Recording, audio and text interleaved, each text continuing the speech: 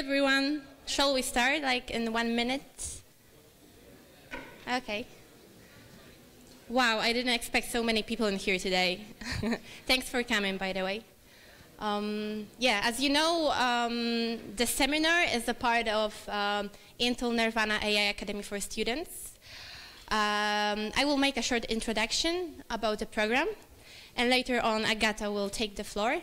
My name is Anna, by the way. So first of all will be about machine learning and data science. Later on we'll have a coffee break after 45-60 minutes. And the second part will be about deep learning and neural networks. Later on we'll have some time for closing remarks, Q&As, and of course for networking. So I will tell you some basic stuff about the program itself. Why do we have this program? Why do we have Intel Nervana AI Academy for Students? First of all, we want to make sure that all of you guys, all of students, have access to webinars, workshops, lectures, like basically content and material available around AI. How can we do that? Like by giving you an access to Nervana Dev Cloud. Have you heard about it? It's pretty new. It was launched like this month. It's a cloud that assists you in your deep learning and machine learning projects. It's very useful when you think of starting your journey with AI, but as well for people who have some experience in that. We want to make sure that you have an access to all of these things, but as well we have a special forum with our experts and engineers. So basically you can post there like any AI-related question, and our experts will answer that within 12 hours. We have like 4 key pillars of the program. First one is, as I mentioned, our workshops, webinars, and in-person lectures. This is our hands-on approach, connected with a kind of networking piece at the end, always. So it is the opportunity for you guys to come up to Intel experts, to share your ideas, share your projects that you have, and basically get to know the ways how to engage with Intel. And basically we have a lot of ways that you can engage with us. Second key pillar is our kind of university clubs. Do you have university clubs within your uni? Like students' organization? No? Yes? You don't have clubs? Like, basically there are clubs for everything, like snooker lover clubs, I don't know, espresso lover clubs. So I guess there is something similar for data science, computer science, right? You don't have any clubs. So maybe start to yeah, you have? Okay. Yeah, so this is a chance for university clubs to get a support from Intel. What we can offer, this is kind of a group effort. What we can offer, we offer like a kind of starter kit. We use it like a treasure box. You can get a bunch of swag, like t-shirts, like materials, exclusive materials, NDA information, and of course you can get funding for your club activities. All you have to do is like register, write a few words about your club activities, about the club itself, and Intel will support you in your club activities. The third key pillar of the program is ambassadors program. This is as opposed to the students club. This is more individual thing. It aims on the individuals who are ambassadors. These are like PhDs or graduate in the field of machine learning, deep learning, data science. We are looking for people that are that have kind of technology enthusiasm, that know the technology inside out. Maybe not inside out, but they want to share like you know, their knowledge with other people.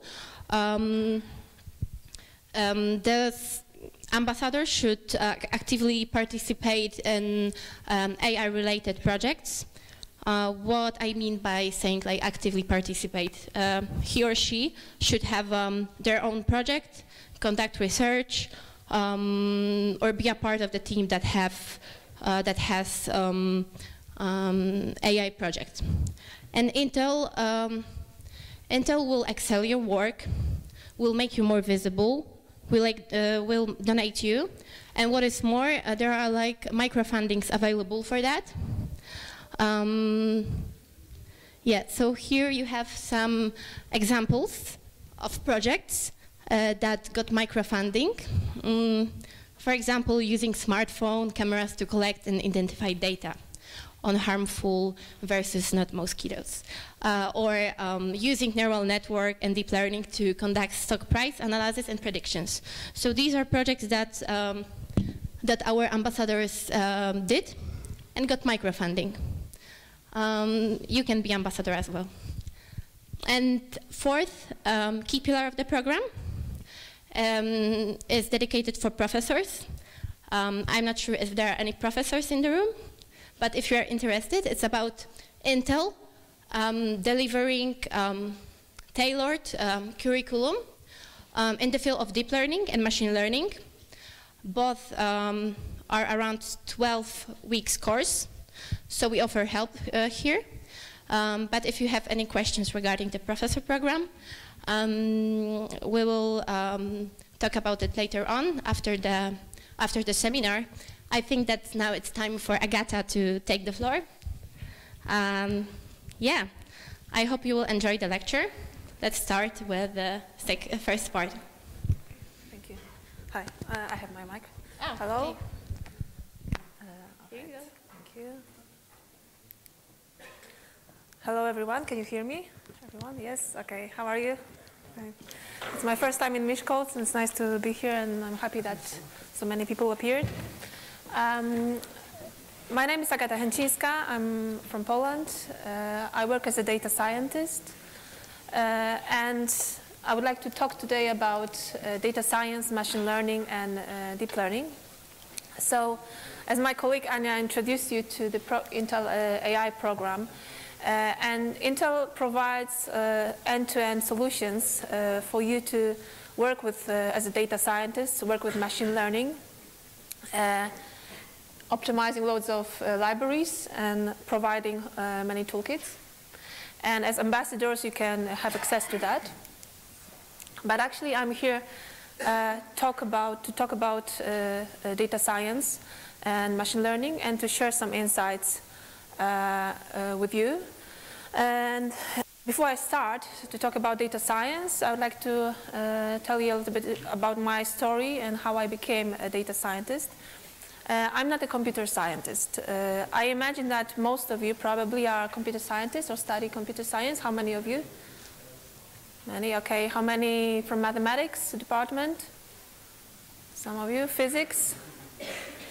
Engineering? Oh, well, generally technical skills. So I'm a physicist by training. I did my PhD at the University of Warsaw in the field of theoretical physics, and then I worked in academia for a couple of years on fundamental research related to quantum mechanics. I traveled a lot. I did some postdocs.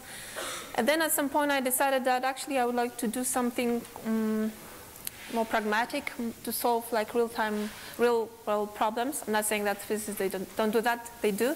It's just my research was very fundamental. And I became interested in the topic of smart cities and how we can use technologies, new technologies, to solve problems like problems in the cities, in our society. And then I became interested in data science, what data science is, and in machine learning. And I started attending a variety of meetings, meetups, science meetups. I'm not sure if in Miskolci, but for example in Warsaw there is a growing number of meetups where you can meet and network and listen to projects that to listen stories and know the projects that people are doing. And I'm telling you this because I think many people who are data scientists, they come from different backgrounds. And what is data science? So data science is an interdisciplinary field that aims to use the data to understand the processes that lay behind the data. And now it's evolving a lot because we have internet, we will have Internet of Things, and this will give us loads and loads of information and data. And we can use that data and we can construct products, applications based on the data available that will solve the problems. And we can have a variety of data at our disposal. Data in various forms, structured or unstructured. And data science is a field that is very diverse. I cannot imagine, well, it's hard to imagine that it's being taught as a very strictly focused thing, because it's a combination of various skills. And in a way, it is science because you need to have a scientist's approach to data to actually use it. Okay? Now, how the process in data science looks like. So imagine you have a problem to solve, a task. It can be there's a variety of tasks that you could possibly solve, but you're given a raw data that is being collected. And then the data in the first stage of your process is being cleaned, processed. And then you arrive at the step where you have already a clean data set on which you can work. So this is the first stage. And this stage very often takes up a lot of time. So as a data scientist, we spend a lot of time cleaning our data sets, because only with a clean data set we can perform a proper analysis, an analysis of our hypothesis. Okay? So maybe this looks complex, but in fact it's not so much. But basically, you have this first step of cleaning and processing data, and then you may perform exploratory analysis on the data to see what's in it, how can you use it, what is the type of it, what's the nature, what are the properties, which possibly algorithms will be the best to use depending on the type of data. And then you apply specific models and algorithms to understand the process that is behind those data, or to solve your task. For example, make a prediction, make a classification. And with that, with the results that you get here, you visualize those results. You often visualize them to a business person. So this is also an important step. And you make decisions. And then when you make a decision, you can process to the next stage when you have a production, you have deployment. Okay? So this is very much exploratory, and this is like figuring out in your time scale what best solutions you can have. And then you have a product, you have algorithm solving some, I don't know, medical problem, diagnostic problem, and so on. But the key message here is that working as a data scientist, you often spend a lot of time on data, cleaning data, preparing data, and then analyzing what approach is the best, which model is the best, creating a hypothesis and evaluating your hypothesis, okay? So how to become a data scientist? So it's not enough to be a good programmer. It's important because you use your programming skills to express your ideas. It's a language with which you express your ideas as a data scientist. So people often now are using R and Python. This is, I think, two most popular languages now used by data scientists. Often you work with software engineers, so even though if you are not a great programmer, but you can program so that you can write out your ideas, you can explore the hypothesis, it may be enough. But basically you need to work, or you need to possess a set of technical skills, like math skills, statistical skill, knowledge, machine learning, so the knowledge of some specific algorithms and their properties. Deep learning neural networks, so this is another set of ML algorithms. Languages, you need to be passionate about it. And why is that? Because this field is constantly evolving right now. This is ongoing research, the machine learning. So if you want to be good at it, you need to follow what people are doing. So you cannot just say, okay, I'm going to learn this, and that's it. Well, you can do that, but then probably you will not be applying the state-of-the-art solutions to your tasks. So you need some passion, you need curiosity, you need time to master your craft as a data scientist. You need the love of the data. So yeah, you need to enjoy digging into the data. You need to have some hacker mindset, because sometimes things don't work and you don't know why, okay? You apply a certain solution, things don't work. I mean, and we have this saying in data science that whatever works, works. Sometimes we don't fully understand fundamentally the mathematical aspects of why our solution is better than the other. Sometimes we don't have time to understand that, but we need to find solution. Sometimes the solution that we find are counterintuitive. So yeah, whatever works, works.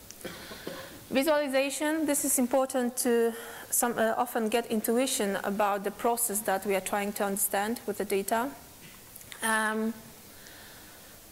And also important with respect to the contact with business world. So if you have a client and you want to explain to the client why you think that this decision is better than the other, then you have to have some arguments, and you need to show to the person why intuitively this might work better. And this is an issue with very complex algorithms, because they are often not so intuitive. So the visualization tools are very important as well. So also you need to have some soft skills, like the skill of storytelling, you know, explaining your ideas as a data scientist, communication and domain knowledge. This is also for me interesting and nice, because being a data scientist, you are working with problems from a variety of domains. It can be biology, it can be medicine, it can be engineering side, or some failures of machines. Yes, so to understand the process and how can you get to the best optimal solution, you need to find out what are the typical aspects of your system. If we talk about like physically, for example, a machine. Or what could be the best features for your problem? Like if you're working with medical diagnostics, heart diseases, what should you be looking at to understand the process? So it's not only math, it's not only statistics. Sometimes you have to really look into very different areas, like medicine, psychology, whatever works. And what is machine learning? Machine learning is not exactly data science, because data science is often first performing some statistical analysis without applying very complex, machine learning algorithms. Machine learning is applying the algorithms that we have to the data to solve a problem. So data science is kind of a wider concept. And now I would like to talk a little bit about how the machines learn. But first I would like to ask you, so what is your experience with machine learning or data science? Have you ever worked on a project with data science? How many of you, perhaps? Not many, okay. Did you follow any course at the university on machine learning and data science? No, okay. And would you like to? Yes? Okay, great. So I'm going to discuss first some basic algorithms in data science, machine learning. I have prepared Jupyter notebooks, so this will be in Python, and I'm not sure how much I'm going to have time for that. But basically, I will share them with the university. So if you're interested, you will be able to download the Jupyter Notebook and do some exercises there. So I think it's the best, because right now we don't have time for you to make those exercises yourself. And then after the coffee break, I will discuss stuff about neural nets and deep learning, also from technical point of view and also from the use cases point of view. So how do you work in machine learning? So you have an algorithm, and there are basically two ways that the machine learns, the program learns. It's either supervised learning or unsupervised learning. So what is it? In supervised learning, we provide the data, but we also provide the labels for your tasks. So we provide the so-called ground truth. So we train the model, we feed the model with correct answers, and the model has the chance to see what is the correct answer, what are the set of values of properties of features that correspond to that correct answer. So imagine that you are predicting a value of a house based on a set of properties. So when you provide the data, you provide the values of those of the set of the properties, of the features, attributes, and you also say, okay, this house had this value, this house had this value. So this is the ground truth, okay? And in unsupervised learning, you are given data, but there is no label, there is no value that you are kind of predicting. But what you are trying to do with the given data is you are trying to understand their structure, their nature.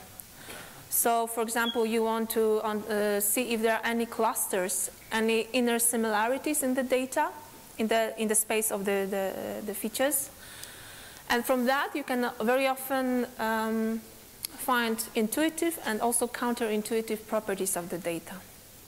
So we're going to see in a moment examples of these two types of learning. So basically, when we work in data science, we very often, well, in my experience, I mostly work with supervised type of problems. And these problems can be divided into two types of sub-problems: classification and regression. And classification is a problem when you have labels which are discrete in nature. So it can be a set of integers, a set of classes. Or the simplest case is when you have two classes, 0, 1. Okay? And regression is when you're trying to predict a continuously valued function. So a price of a house, which is not discrete in nature, it's continuous. Now with unsupervised type of learning, you usually do, for example, clustering. So you try to, for example, understand the inner structure of the data in the feature space. By feature space, I understand that when you're given the data, imagine the table, you have a set of attributes, variables, predictors. These are all synonyms that we use, features. And they form a space so with those values. So within that space, you want to, for example, see if there are any clusters. So this is clustering. And the recommendation. The recommendation is something that you came across probably, because when you go to Amazon website, it recommends you something. So these are the powerful recommendation engines that that can suggest you something new that you may also like. Okay. So example of prediction. A very neat example is when we have a spam filter. Okay. So the program, the model is trying to predict whether a given email communication is spam or not. Also, when it comes to internet, powerful machine learning tools apply to, for example, in the field of security, to understand the threats and, for example, CNC servers. So email spam is one of them. This is like internet threat. And the question is whether it is spam or not. So this is just two values, 0, 1, yes or no. So this is classification. The other problem, for example, is sentiment analysis, like or dislike in the Twitter. Okay. Regression, as I mentioned, I think before, an example is when you try to predict a continuously valued function, e.g. House price, based on a set of features. So what can be a feature? I mean, probably anything. Address, type of a house, age, the vicinity of school, parks, you name it. And you are given the data, so you're given data points.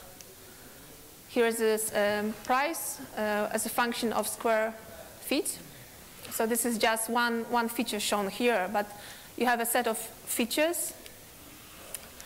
And in fact, this feature space is multidimensional. So in data science problems, we often work with highly dimensional spaces, and a large number of dimensions can be a problem. Okay, but I'm going to comment on this a little bit more. Okay, clustering. So as I said before, here's the example of trying to understand the space of gamers, depending on the age and the hours spent playing games. So you can identify serious gamers, casual gamers, no gamers, and so on. And based on such analysis, you can, for example, address different or different discounts to these groups of gamers. So from the business point of view, this analysis, this clustering, can be very beneficial. Recommendation is when, based on our user info and also info from other different users and our past purchase data, recommendation system forms a classifier matrix that, as a result, gives you a recommendation. So what you may also like. Okay, so there's various ways in which this works. But the more information, the more data we put out there in the internet, the better these systems become. Okay. So what are the applications? To sum up, I mean, if you work as a data scientist, you will see that you have many fields in which data science can be applied. Fraud detection, movie recommendation, face detection, image analysis, Internet of Things. So imagine that all objects in our everyday life have sensors, and those sensors are sending information to us. So for example, you may predict when a machine or engine will have a failure. This is something that is being done, actually, predicting the failure of the engine in advance and with a time frame. So companies do this nowadays already. Natural language processing, product sentiment analysis, anomaly detection, and there is more to it. And to each of these tasks, a different algorithm may be applied. And you as a data scientist are responsible for choosing the best method. And sometimes it's also a question of how much time you have to explore and to develop the best solution. Sometimes we are not given enough time. So it's not like in academia where you can spend months and years on developing the best solution, best answer. We often have less time, and we have to arrive at the best possible answer. Okay? Working with the data sets. So usually imagine that you have a supervised type of a problem. So this supervised learning where you are given labels, answers, when you are given ground truth to your question that you are asking and you want to solve.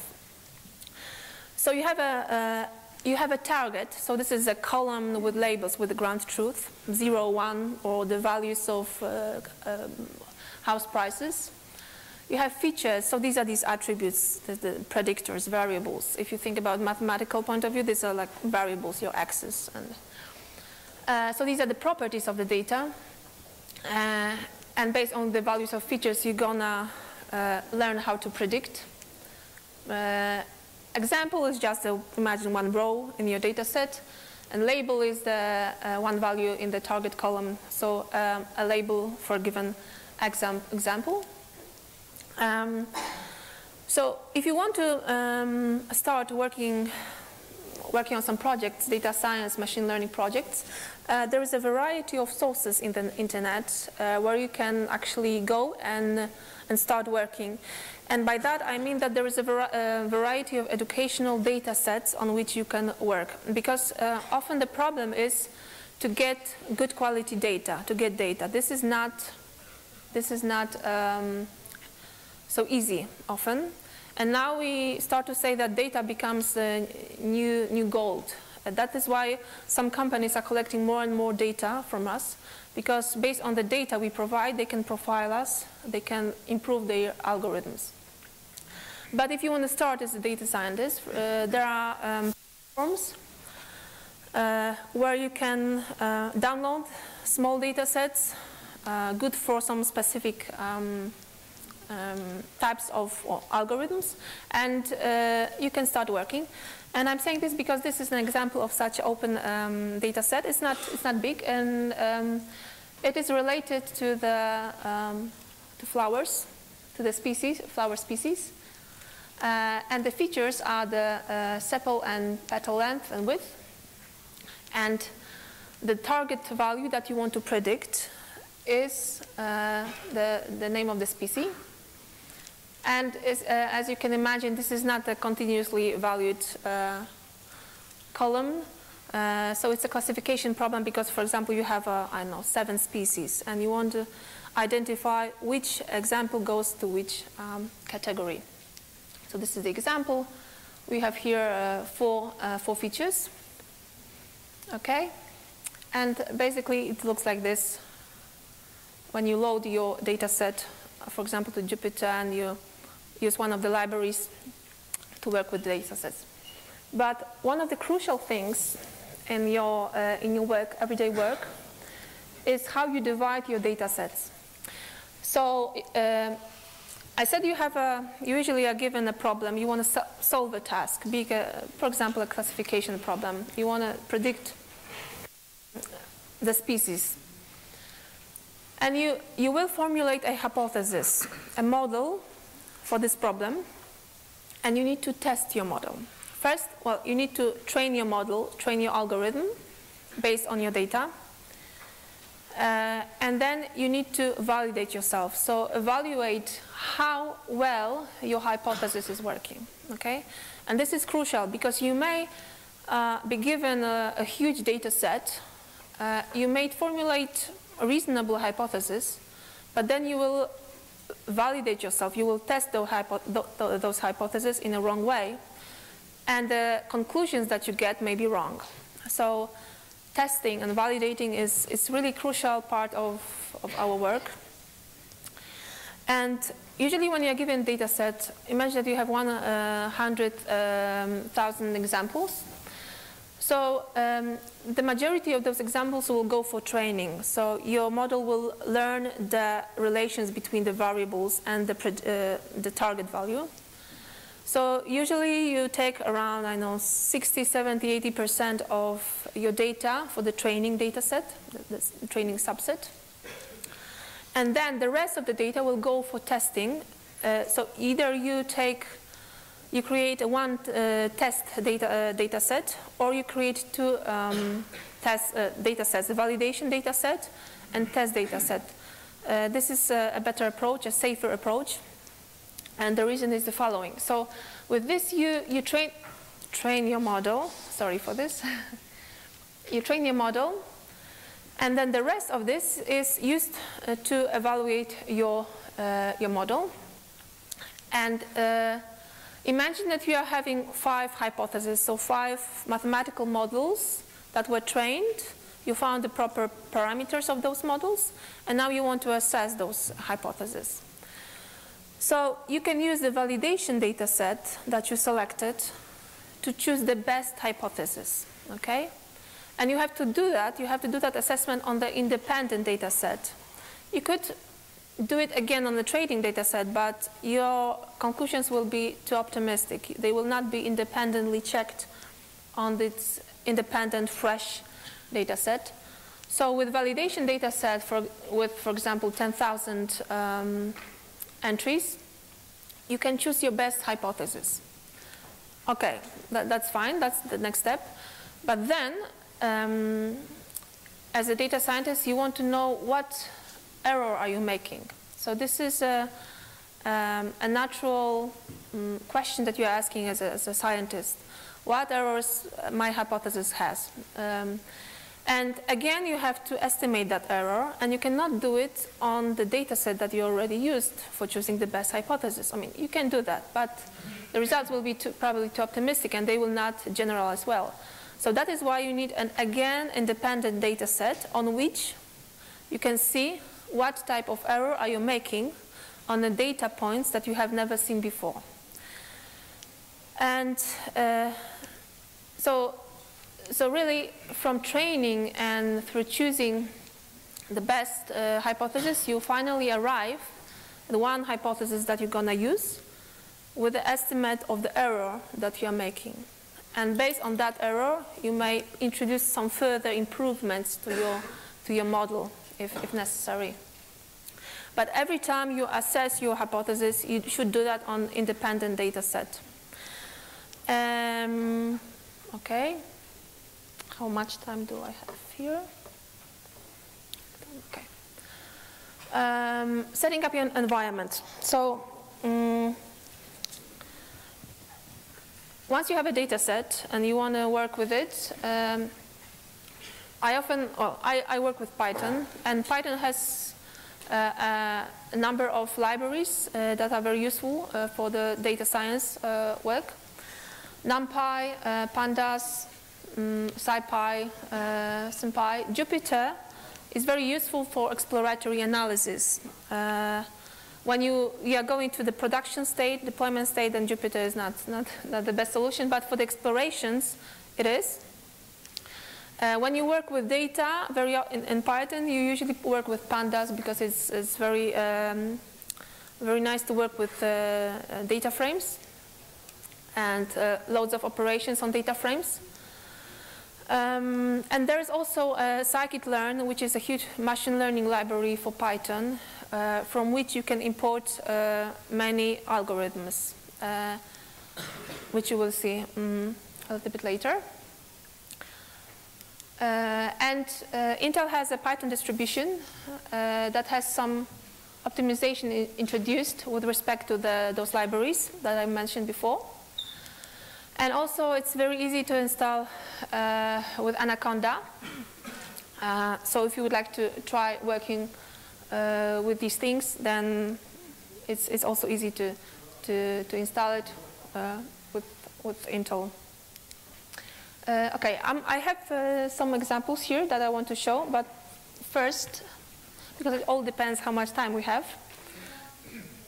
How much? 15? 1-5? No. 5-0? 15, okay. So I'm going to quickly go through linear regression, sorry for that, and another algorithm, k-nearest neighbors, and then I will jump to the notebooks. So I will briefly show you what is in the notebooks. So when you want to download it, and you will know what is in those notebooks. Okay. So quickly, linear regression. This is actually when it comes to supervised learning and regression problems, so predicting this continuously valued function, this is the basic approach. This is just linear function, okay? And even though it's basic, it often is used. And it's a good starting point. I'll tell you about, explain that more in a moment. So imagine that you have a data set, and a very simple one, you have just one feature, which is the budget. You want to predict the value of the box office revenue. You have data points. You formulate your hypothesis, which in this case is a linear function with respect to your feature, the budget, and parameterized by two parameters, beta 0 and beta 1. So usually when you formulate hypothesis and you're working with models that are parametric, meaning that they have parameters like beta 0 and beta 1, these are the parameters that you will try to optimize over. So you will try to find the best parameters for your model, okay? So this is the value of the box office revenue. And this, of course, corresponds to the line. And it will give you some predictions. So imagine that you're looking at this value of the budget, and you're predicting this value, okay? Now, why not this line, okay? So why this solution and why not the other? This is the question. And to answer that question, you are looking, based on your hypothesis that you made, you are looking at the errors that you're making with respect to the ground truth. So you're comparing yourself, the predicted value, your value of the function, linear function here, and the observed value, so the ground truth that you are given, this data you are given as well. These guys here are called residuals, and you're gonna, okay, so this is explicitly written. You look at the residuals, so the differences between your predicted value and the ground truth. You look at the distances, and you can you calculate the mean squared error, so you square the differences, but it could be also the absolute value here, and you calculate the average. And this is the basic approach that you can take in this regression. So imagine that you calculated this guy, so the mean squared error that you are making with your hypothesis, this guy. And then you're saying, okay, now I say that I'm choosing the linear regression approach. So you're choosing the type of hypothesis, the linear function. But I'm looking for the best parameters that will represent my data. And the best parameters here are values of beta 0 and beta 1 that minimize this mean squared error. So you're going to find the best beta 0 and beta 1 that will give you the least value of the error that you are making in total. And this approach is called formulation of cost function. And cost function is a general concept here because you are introducing hypothesis, you're looking at the mistakes you are making, and you're calculating the cost function. So how much do I have to pay for my mistakes, okay? And you want to pay the least. That is why we minimize the cost function and try to find the optimal parameters beta 0, beta 1, so that the cost function j is minimal. So mathematically, this will correspond to finding a minimum of a function. Okay? How we do that? We do that with gradient descent. So imagine that you start with a hypothesis with some set parameters beta 0 and beta 1. With those parameters, you have a value of a function j, so the cost function. This function is a function of parameters of the model, not the values of features, because you sum up over those values. But from the perspective of function j and your initial values of parameters, you start at some point. Okay, this is the beta space here. And the idea of finding the minimum of cost function, so minimizing the price you have to pay for making mistakes, means that we want to go gradually towards the minimum. And now the question is how we do that. The same happens when we have multi-dimensional case. So here's just a two-dimensional, but if you, for example, have a model that has, I don't know, 10 parameters, beta 0 to beta 9, then you're going to be in a multi-dimensional space where you have to find the minimum of function j. All right? So for just for the illustration, it's enough to show you this case, because we can visualize this two-dimensional case. And the idea is that we start on a point on the surface, and we calculate the gradient of function j, the cost function, with respect to the parameters, and we move towards the negative of that of the gradient.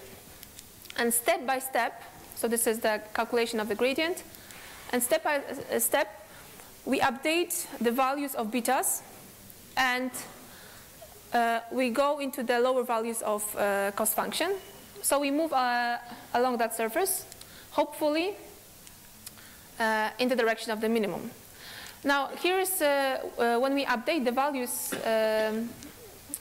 of parameters and cost function, and we move along this surface, Then we do that with a certain step that is defined by a learning rate alpha.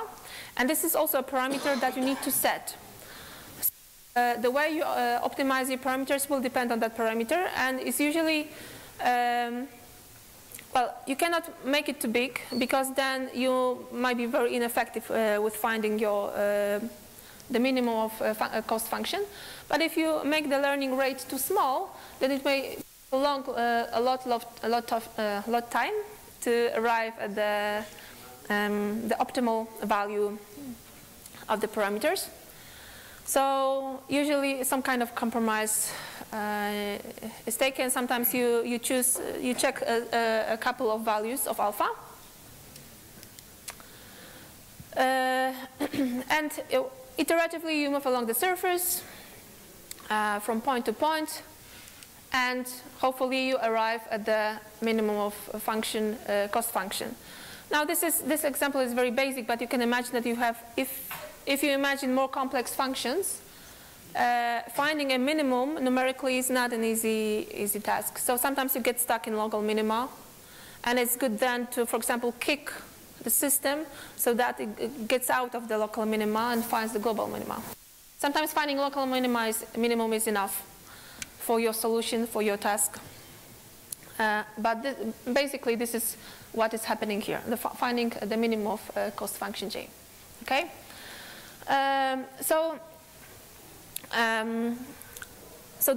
When we say that we are fitting the model, when we are training the model, we are actually referring to updating the model parameters with respect to the cost function, because we optimize the parameters of the model basing on the value of the cost function. It's good to develop multiple models. So I said that you may work on several hypotheses, and then you are looking for the best one, okay? And as I mentioned before, when you're comparing your results and choosing the best one, you should do that on the independent data set, not on the data set that you've been training your model on. Okay, so, okay. How much more time? Okay, my colleague is lost. Okay, so I'm gonna show you another algorithm that is also one of the basic algorithms and very intuitive. Linear regression, it is a basic approach because it's just a linear function. But the advantage of starting with the basic algorithms is that they are intuitive. So you can, in your first stage of exploration, you can better understand what is in the data, what may be the problem, what is well predicted with linear regression, linear function, and what is not. And this is very valuable because then it can redirect you to more complex solutions, okay? And next thing is that when you use in your first stages of exploration very simple models like linear regression, then you can use it as a benchmark. You can compare yourself at later stage when you used more complex models to the very simple ones. That is why it is always advisable to start with the simplest solution and then move to more complex. Because if you start with a very complex algorithm, maybe it will work, but it will cost you a lot of resources, memory, and it may turn out that it's just slightly better than a simpler model. So we start with the simplest ones. Another simple algorithm is the k-nearest neighbor, which is not parametric. So here you do not formulate hypotheses with some parameters as in the previous case. This example is an example of classification. When we imagine that we are a doctor, you have a patient, you try to predict the chances for the patient to survive the illness based on the number of malignant nodes and the age. And you have at your disposal a number of historic data of patients of certain age and number of malignant nodes. You have such a plot, and now a new patient arrives, and you try to predict whether it's blue or red, okay? Simple thing. Now you could, if you were used to use a linear approach, you could perhaps try to set a linear boundary here, but often it's not enough. I mean, that would be just a linear boundary which may not work well. But in this algorithm, in the k-nearest neighbor, what you're looking at the neighbors of your new data point. So imagine that you're going to decide whether the patient will survive or not based on its proximity to other historical data points. So you're looking for nearest neighbor, and you see, well, that the nearest neighbor was a patient of this age and this number of malignant nodes, and you see that the chances are low. Your new patient probably won't make it. But is it the best solution? Perhaps you should not look only at the one neighbor. Why just one neighbor? I mean, it's a little bit risky. So you may be looking also at a greater number of neighbors. So you can define the number of neighbors for which you locally you're gonna look at. So as you can imagine, this number k, which is the neighbor count, is the parameter of this model that you need to choose. And you can choose 3, 2, so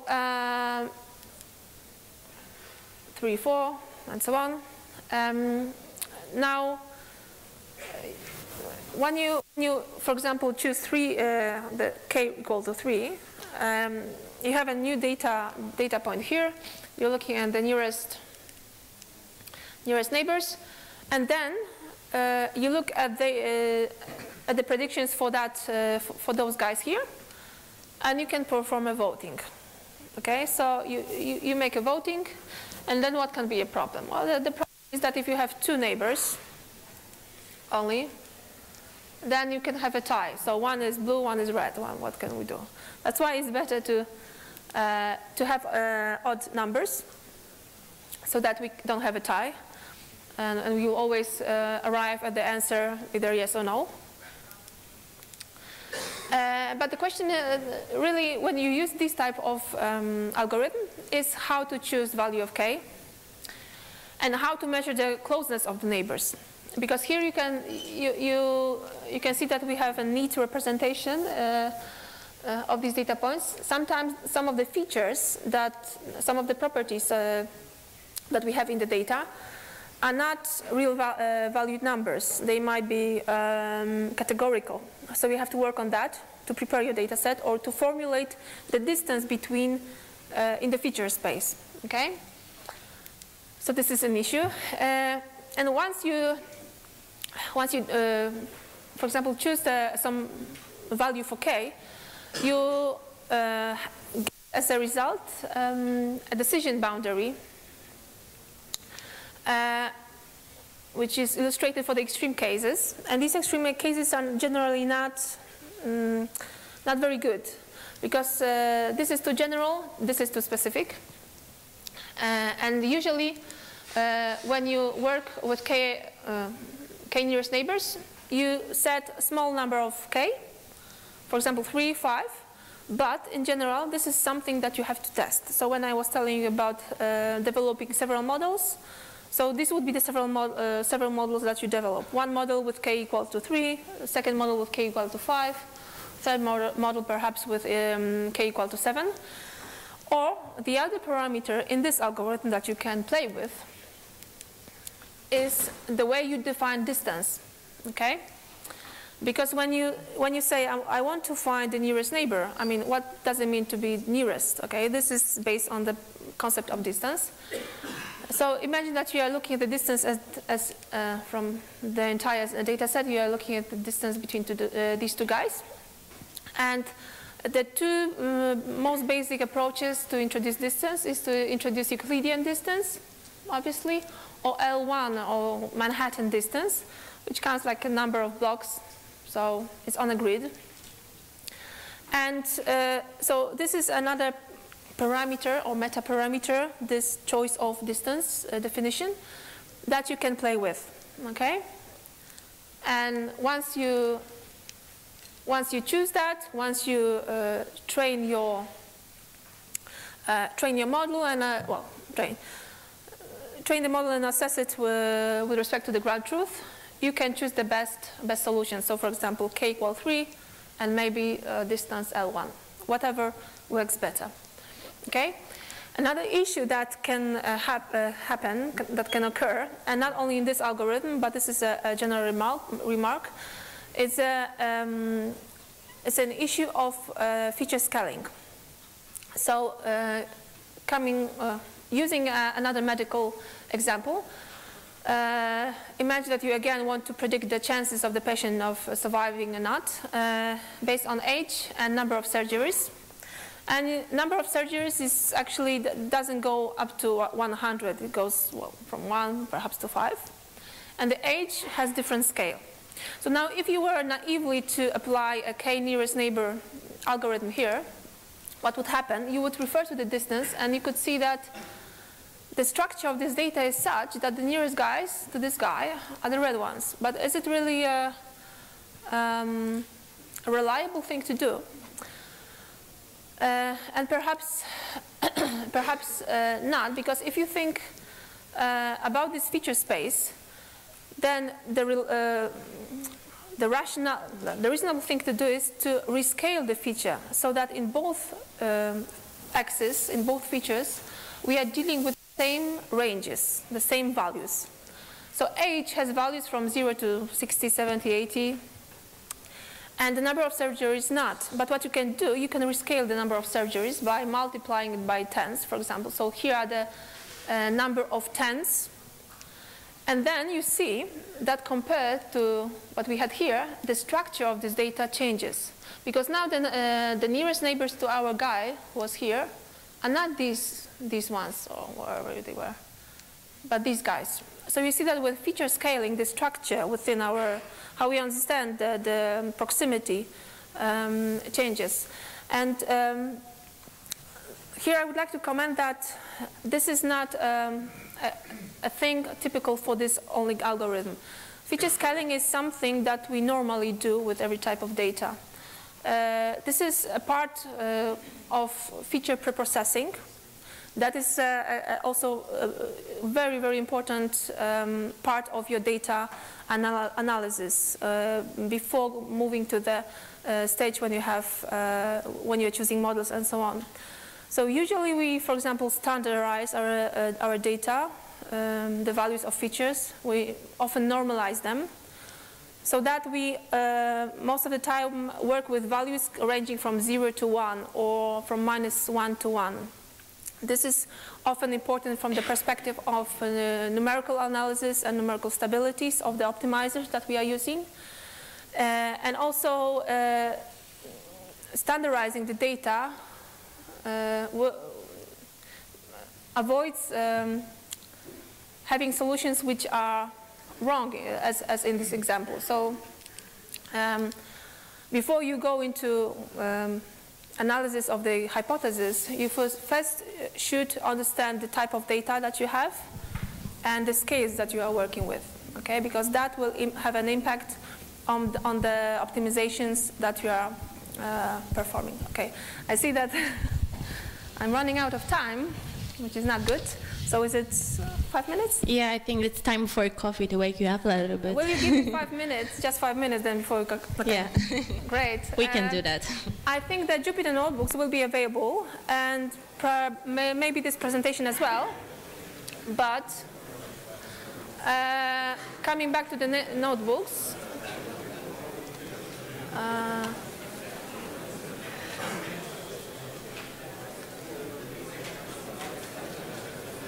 so one of the, sorry, just 1-2 minutes.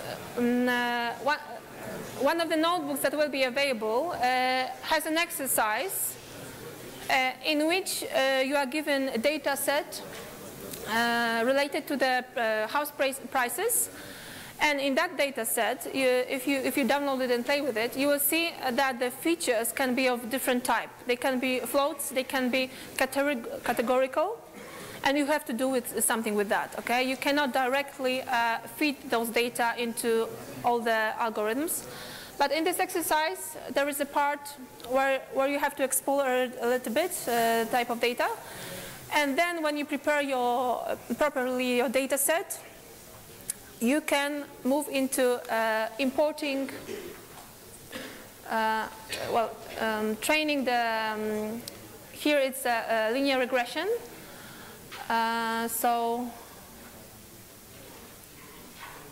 Okay. Okay, I don't want to go into detail here, but the fact is that you use one of the Python libraries for importing the algorithm, so you don't have to code it yourself from the scratch. You just actually play with some meta parameters of the algorithm, if necessary, and you can yourself compare different approaches when it comes to linear regression. Different approaches, different feature preprocessing. And in this notebook we have linear regression, and there is another one with k-nearest neighbors, in which you also can see what happens when you change the parameters of the model, the k number, the distance that you use. So this will be available, and I hope you'll find it useful. So coffee break? Yeah, coffee break. Okay. Let's meet here like in 15 minutes at 11:45. Yeah.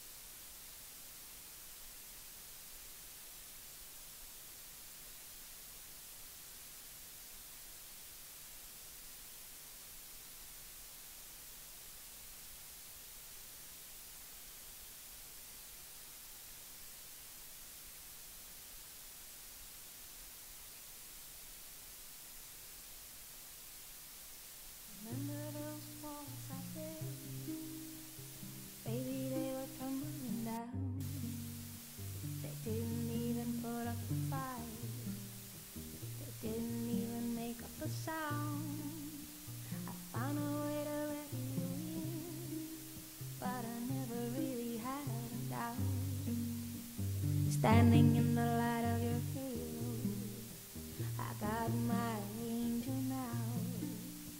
It's like I've been a weekend. Every rule I do breaking is the risk that I'm taking. I ain't never gonna shut you up. Everywhere I'm looking now, I'm surrounded by your embrace. Baby, I can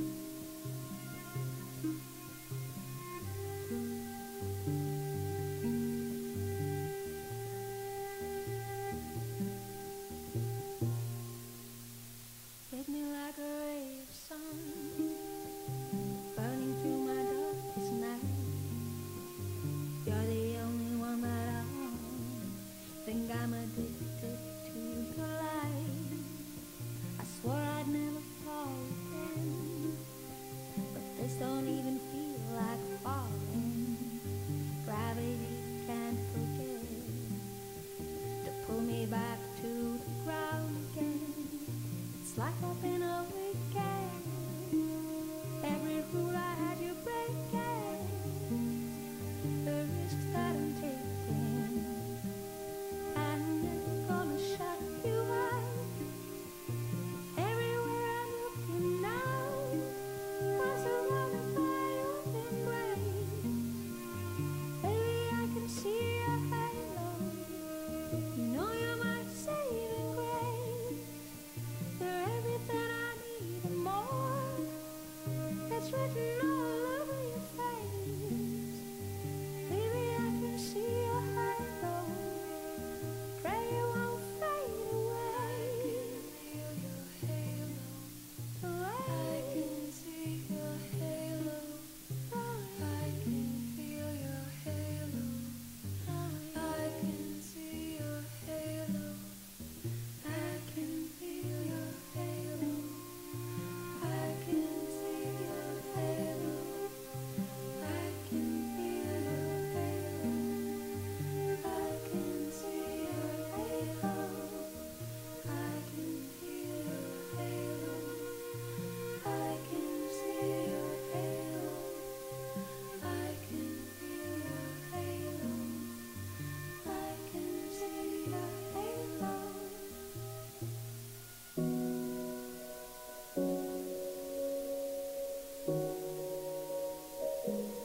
I used to rule the world. Seas will rise when I gave the word. Now in the morning I sleep alone. Sweep the streets I used to own.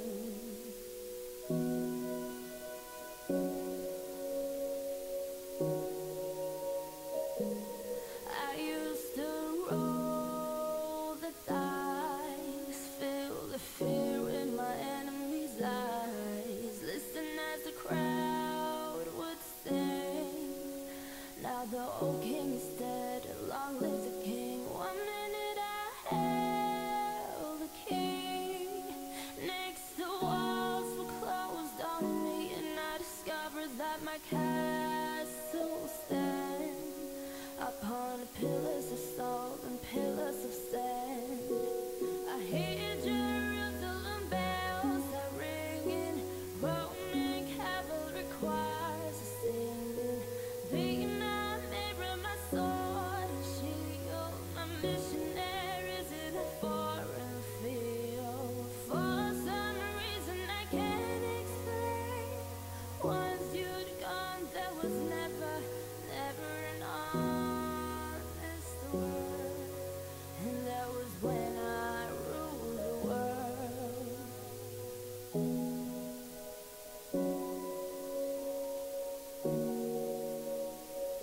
It was the wicked and wild wind blew down the doors to let me in. Shadow windows and the sound of drums.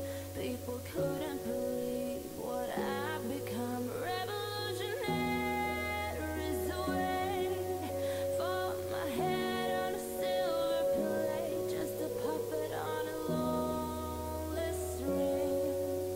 Oh, who would ever wanna be king? I hear Jerusalem bells are ringing, Roman cavalry choirs are singing. Be my mirror, my sword and shield, my missionaries in a foreign field. For some reason I can't explain, I know Saint Peter will call my name. Never an honest word, but that was when I ruled the world.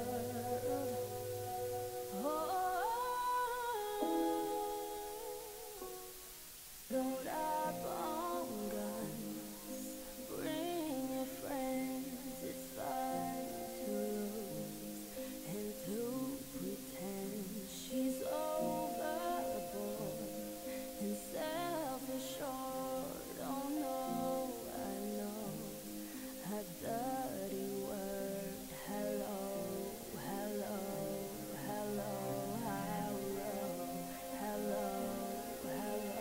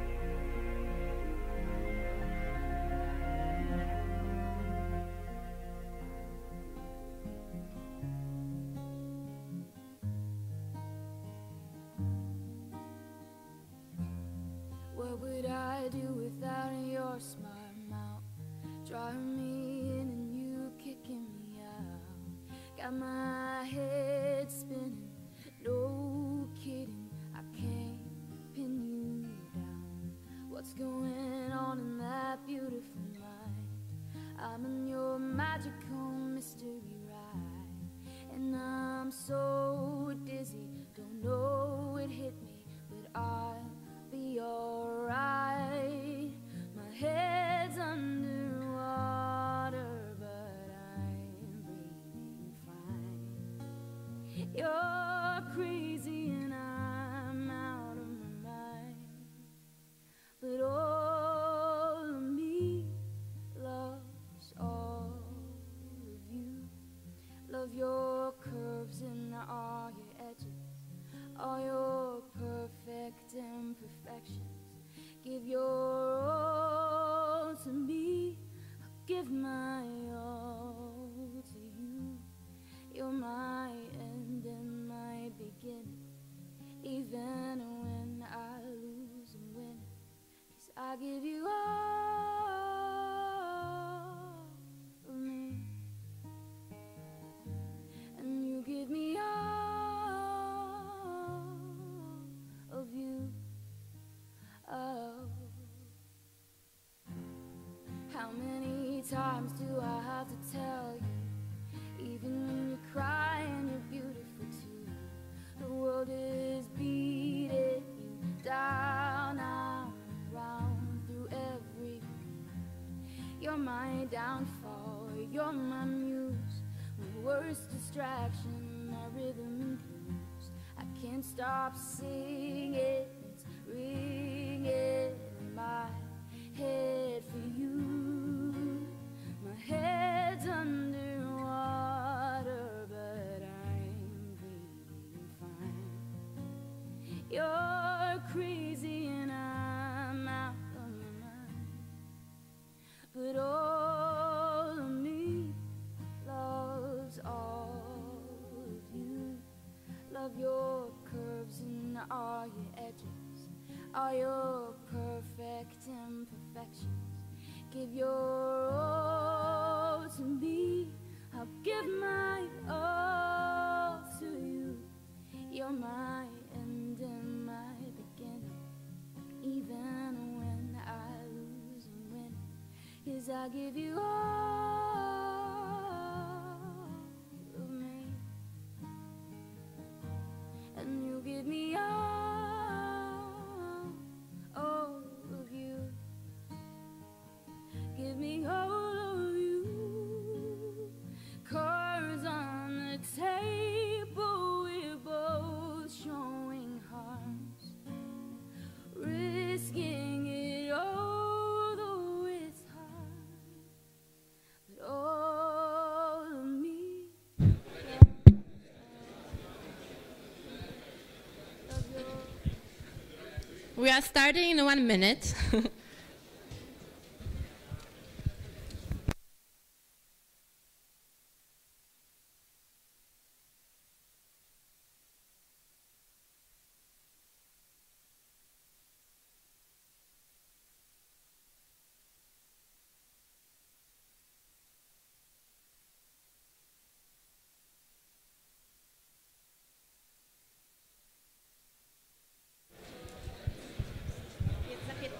Niby, więc powinniśmy skończyć za 15, bo 13 mamy spotkanie z profesorami, a jest jeszcze część na networking. Dobra, to mi tam daj znać jakoś tak ile 10 minut minut przed końcem. Dobra. Dobra. No to tak niecała godzinka niestety tutaj będzie. No nic nie zrobisz, no nic nie zrobisz. Wybrałem jakiegoś jednego typa do gadki. Widziałam, jak się tam cieszył do ciebie, ulala. Powiedział chociaż.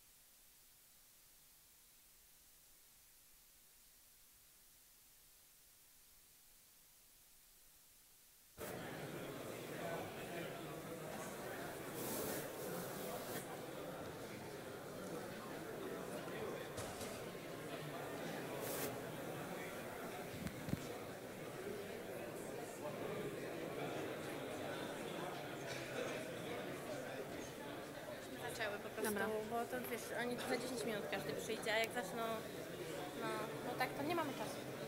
Oni się dojdą. Hello? Hello, hello. Hi. Welcome back. 1, 1, 1, 1, 1. 1, 2, 2. 1, 2, 3. Yeah, but it's good. Hi. I hope you are refreshed, recharged. The coffee works.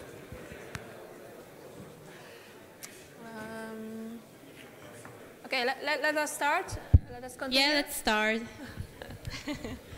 Okay. Yeah. So in the previous part, I discussed the basic algorithms in machine learning, which that are good to start with when you want to start learning about data science and machine learning.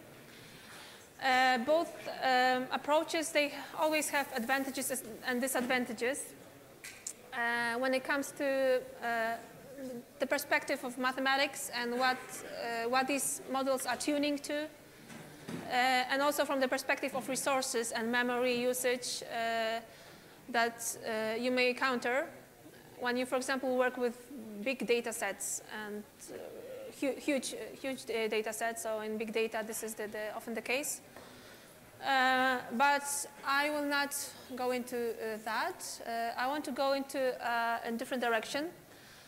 Basically, I mean, obviously, when you think about linear approaches and linear methods, then you can guess that the problem that algorithms that are based on linearities and linear boundaries have is to represent the data that are some way nonlinear.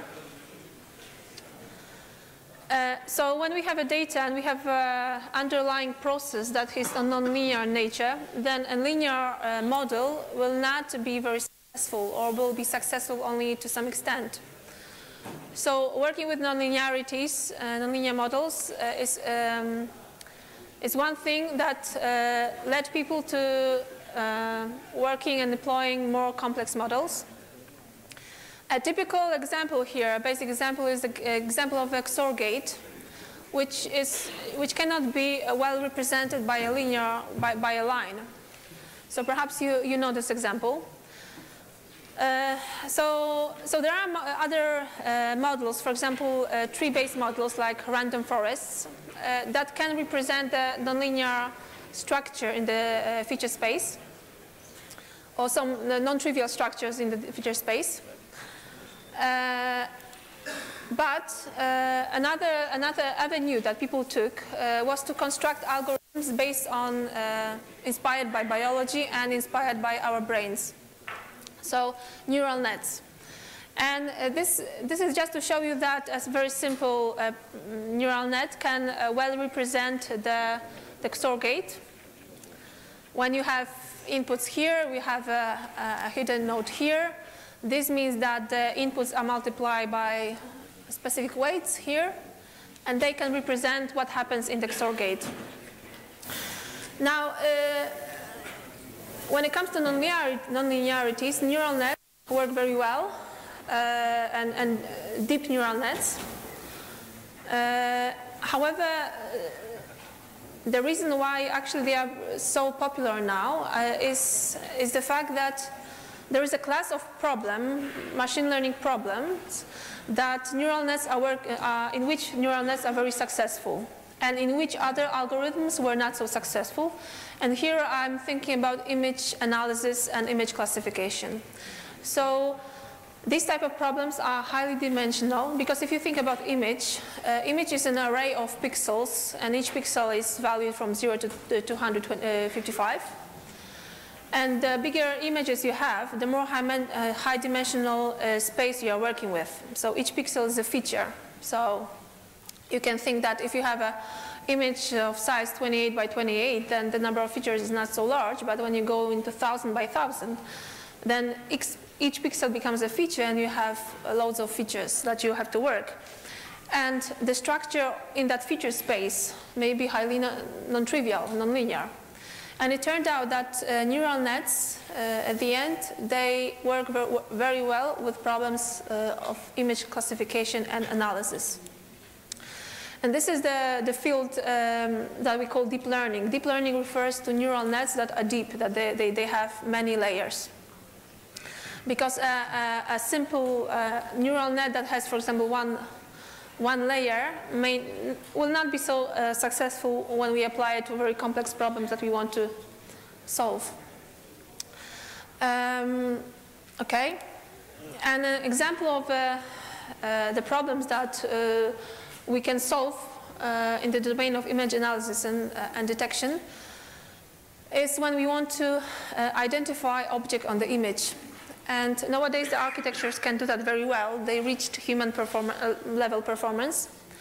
And what happens in the typical deep neural net is that there are some layers that are responsible for recognition of certain patterns, certain structures of the image. And they can, for example,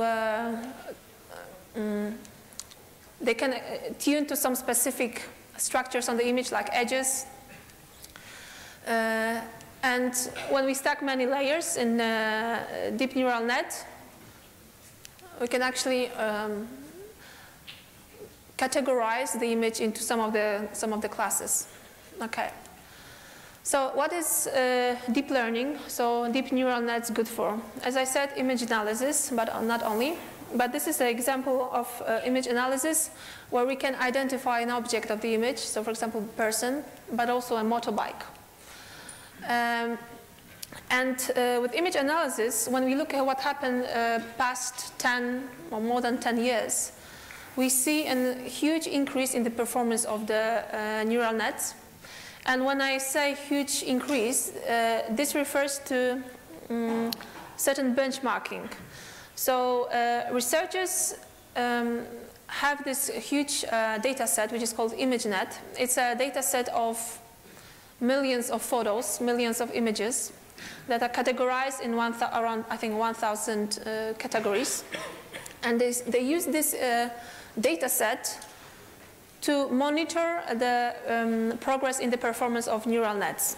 So like 10, 15 years ago, the performance of deep neural nets was not still astonishing. It was better than other algorithms, but not as good as humans are when it comes to detecting objects on images. But with the research on deep learning, I think in 2015 there was a paper on deep learning architecture, so architecture which actually reached the performance of humans when it comes to object detection on the classification of images in that ImageNet data set. But identifying the class of the image, so whether it's a cat or a dog, it's just the simplest task that you can think of. There are many more complex tasks, but this is like a starting point to work further. In this example, when we have classification and detection, we can detect a person, we can detect a motorbike, the motorcyclist. We can have a problem of segmentation. In segmentation, you actually label or categorize each pixel on the image, because you say that this pixel belongs, for example, to the motorcyclist. This pixel belongs to the motorcycle. This pixel belongs to none of them. Okay? So this is actually slightly higher level, because you don't only say that the image is a cat or a dog. You only also can say something about the structure on this image and the regions on this image. And segmentation is very often used, for example, in the problem of analyzing satellite images. When you have satellite images and you want to detect whether there is a crop field, there is a highway, there is a house. But not only. And usually each of these general type of tasks, they will have some specific architecture which is developed, deep learning architecture, that is developed for these specific tasks. Sometimes you can modify it to work with some other tasks. Sometimes you're gonna, in Google, search for what type of architecture is good for segmentation, what other architecture is good for this, or for some time-related analysis. Okay? So another example here, when you can actually label people on the image. Okay, so it's not only, as I said, it's not as only saying whether there is one cat or dog or person on the road, but it's also identifying and saying something about the context in the image, which is a more difficult task to do. Another field where deep learning is applied is the speech recognition. Here's a very interesting example of a project. It can be, the details can be found in the paper found here on GitHub. So the authors of this project first started with the architecture that was tuned to recognize speech, the English speech. Okay. Now the question was, can we extend it? Can we generalize it to other languages? And a natural choice was, okay, can it work with Mandarin? What can we do to make it work with Mandarin? And actually they started working with this architecture where you have various types of layers. So this is a schematic view of a deep neural network. When different colors correspond to different type of layers, I will talk about it a little bit later. You have input. Usually in speech recognition, you work with input, which is a frequency spectrum of the audio input. And they discuss how they actually had to modify, but basically they use almost the same architecture to recognize Mandarin as well. They had to change the output layer. This output layer here corresponds to the phonemes related to our alphabet. And of course they had to change that because Mandarin works with different phonemes with different characters. And they also had to change the input. For example, in English case, they work with this frequency spectrum, but it turned out that when it comes to Mandarin, it was better not to turn into a frequency spectrum, but to work with original raw data. Anyway, just to show you that these solutions are very powerful. Sometimes you can use the same architecture to work on more general problems. And here are the details if you would like to have a look at it. Okay, how many of you work with neural nets? Some of you, okay. But probably you know the concept, the neural network, which is inspired by our neurons, how our brain works, and how powerful they are. So yes, the inspiration comes from biology and the fact that neurons, when they communicate they get signals from previous neurons. They are being activated or not. They generate signals, pass signals to the next neurons. And by layering many neurons, we can have a really a huge complexity, and we can solve complex problems. So this is a schematic view of the simple neural net, where we have, it's a feed forward. So we feed the inputs, which are on the left, to the neural net. The inputs are then transformed, and they go through layers.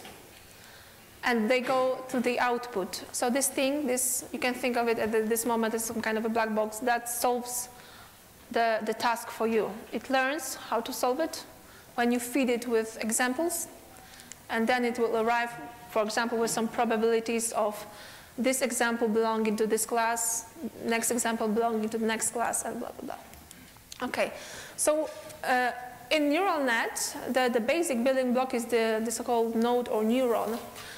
And it was visible here, so these are the layers, and each layer consists of neurons. And the power of neural nets doesn't lay in what happens on this basic building blocks, because on the level of neuron, the operations mathematically are very simple. It's just that we have many of the layers, many neurons, and we can arrange them in varying architectures, so varying structures. This makes this algorithm very, very powerful. So here we have inputs, as we had this guy's here. So you say that this guy is connected to this neuron, and it's connected to this one and this one. X's are the inputs, W's are the parameters. In linear regressions, we had those beta 0, beta 1, which were the parameters that we wanted to optimize. We wanted to find the optimal values of these parameters. In neural nets, we denote them with W's as for weights. And this is because these two guys combined, we get just the scalar product here. So we have a weighted product, yes? So that's why these are called weights.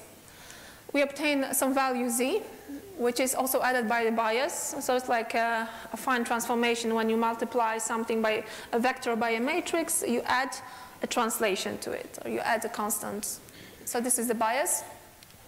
And it's also a parameter of the model, yes? So x's are the inputs, the data that we are given. W's will be, and b's are the parameters of neural net, the weights, the bias.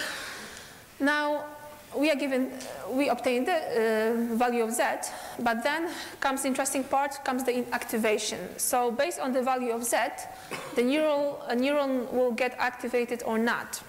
And this function can be nonlinear. So how does it look like? You can imagine that activation by default is something that you switch on or switch off the signal. And that's why the activation functions, they always circle around the step function. And they can be either smooth or they are not smooth.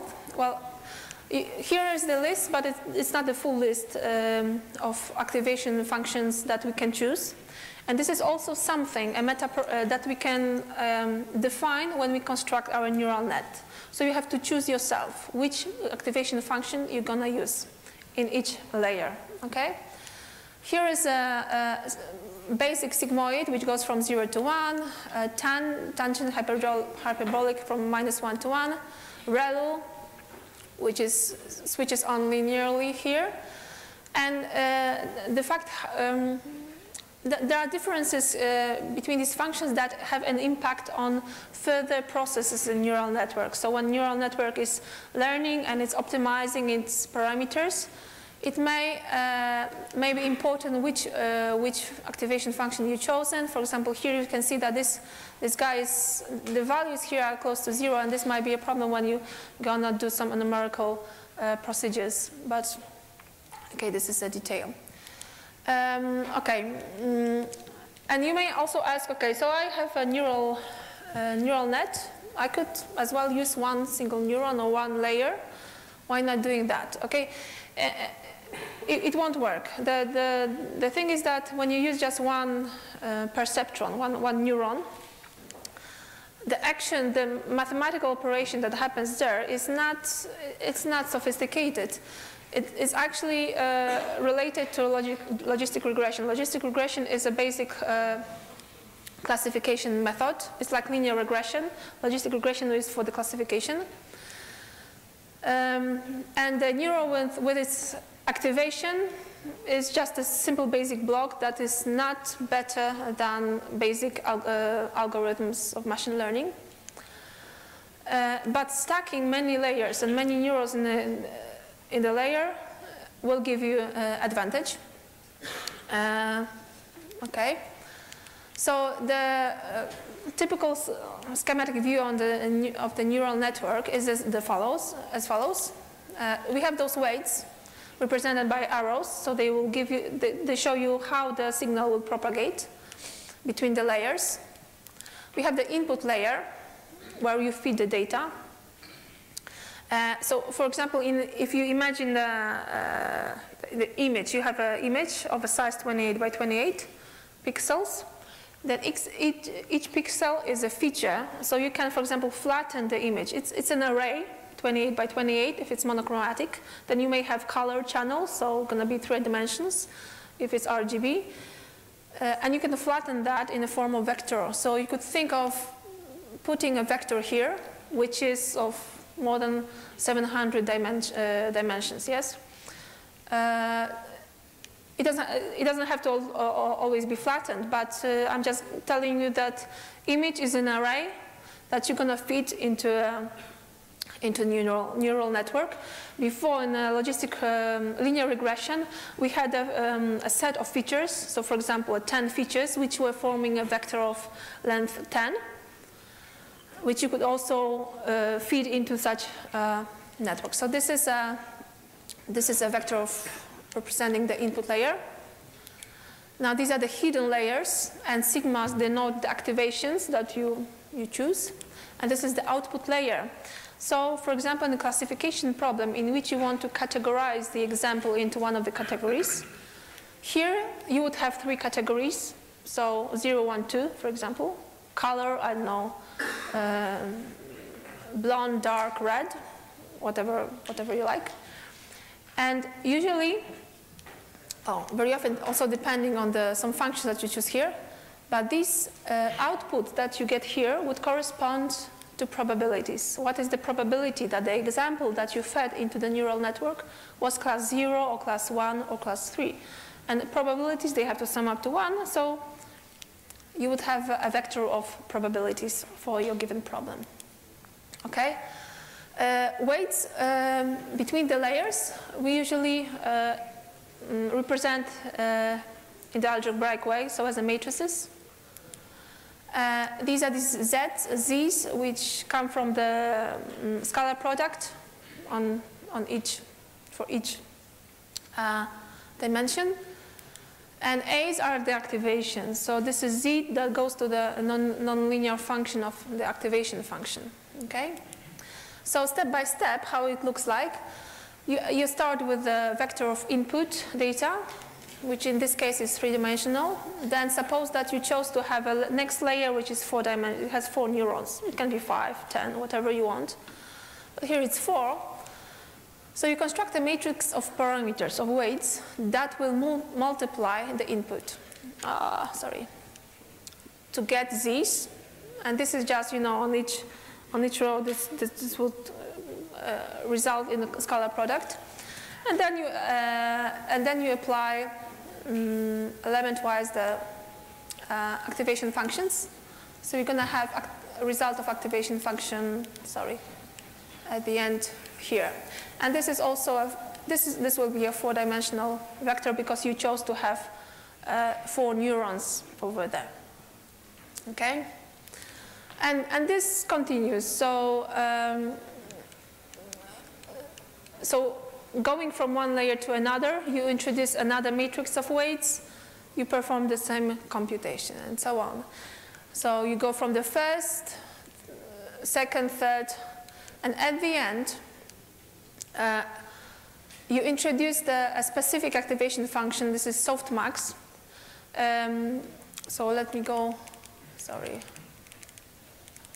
Okay. Softmax is like sigmoid, but it's a function that is multidimensional, okay? But in principle, what is important, I went too far,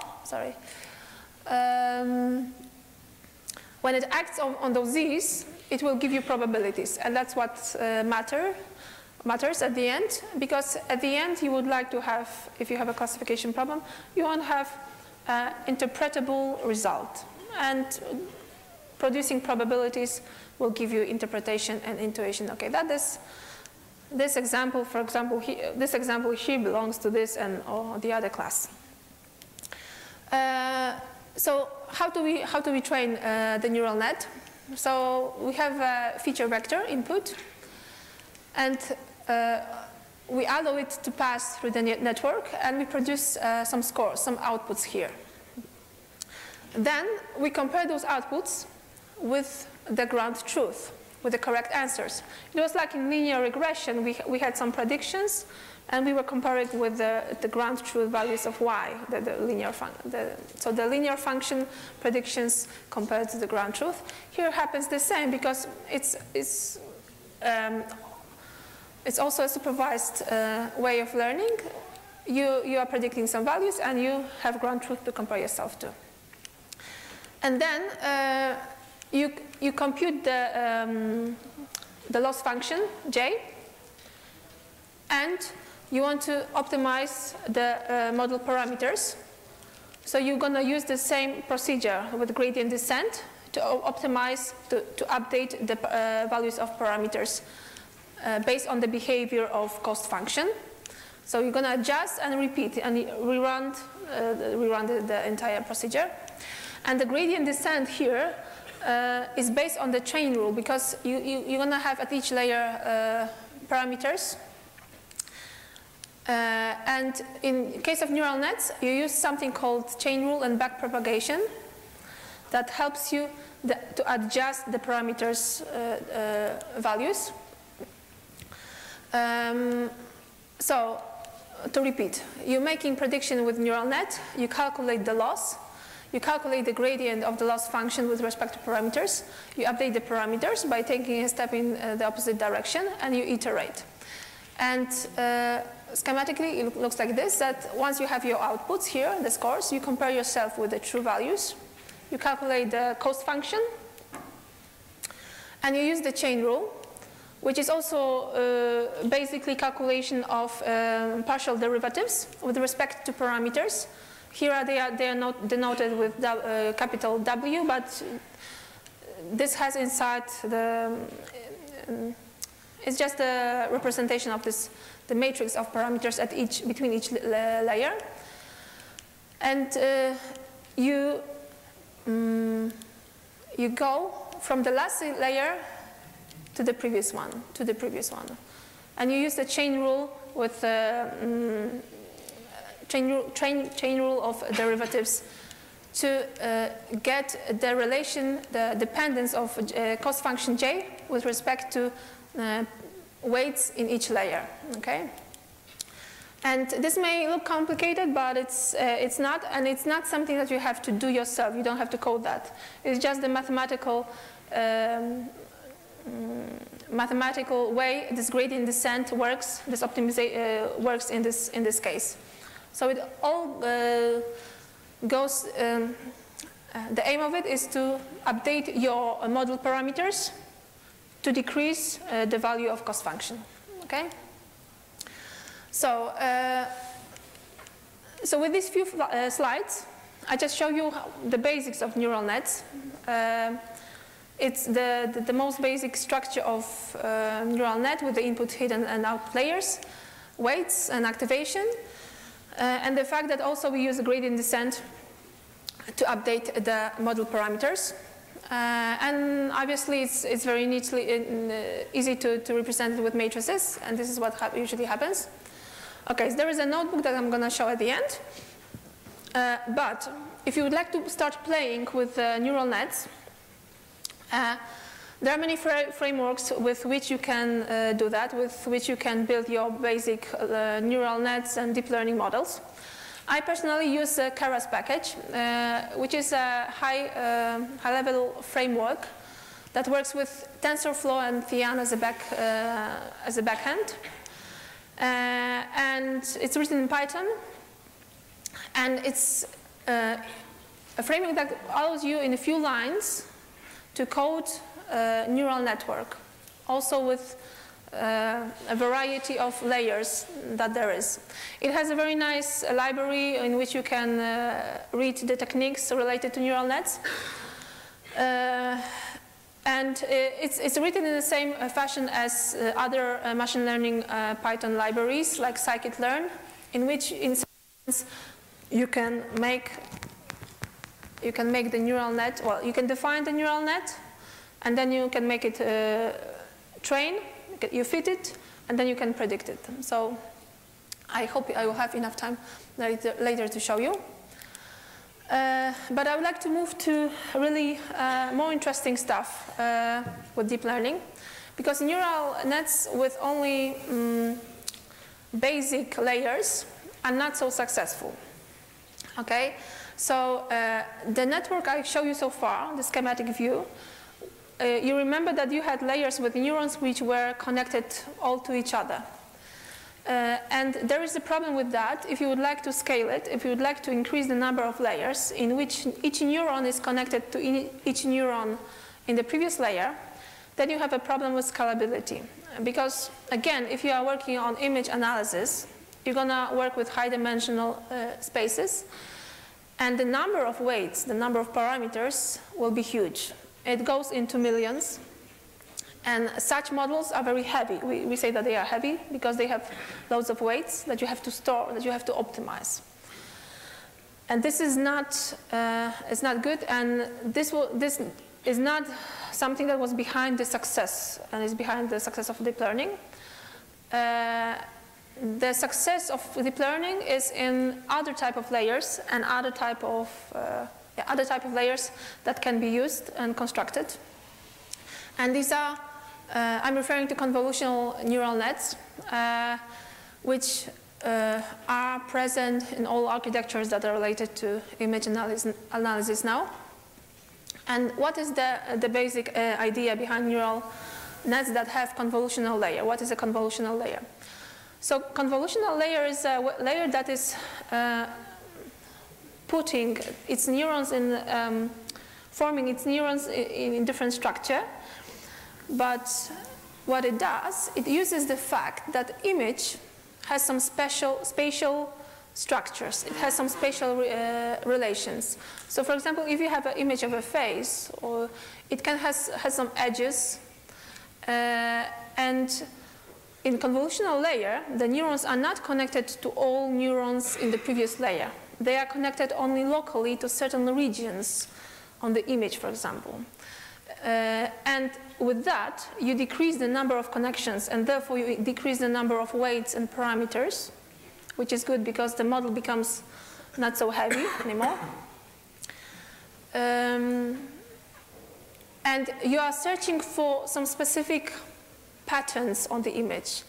You detect some patterns with such approach. Okay, so mathematically, we define something that we call kernel, and kernel is a matrix that defines you the region to which a neuron is being connected. So you have 2 layers, neuron in a convolutional layer, and it's going to be connected only to a set of pixels in the input, and not to the entire image. Okay. All right. So you can think of kernels as a local feature detector, okay? This is an example of a kernel, which is a matrix. Here it is 3 by 3, but the size of kernel is something that you can set in your convolutional layer. For example, this guy here is a kernel that is designed to detect a vertical line. And why is that? Because it promotes a structure of pixels, because that are aligned vertically in such a way that it's going to multiply the pixel values by 1 if they are vertical, in a vertical fashion, and decrease the value of other pixels.